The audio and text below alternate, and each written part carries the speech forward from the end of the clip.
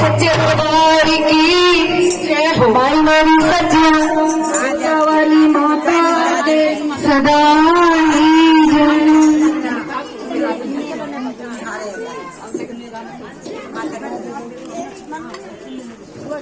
Hello, हाँ, माता रानी विराज हो गई हैं आके साक्षात रूप में अंकित और पिंटू के दरबार में।